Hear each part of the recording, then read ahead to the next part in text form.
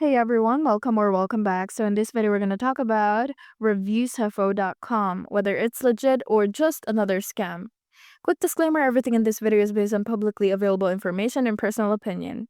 Reviewsfo.com promises a $750 Sephora gift card in exchange for completing a few tasks, usually surveys or downloading apps.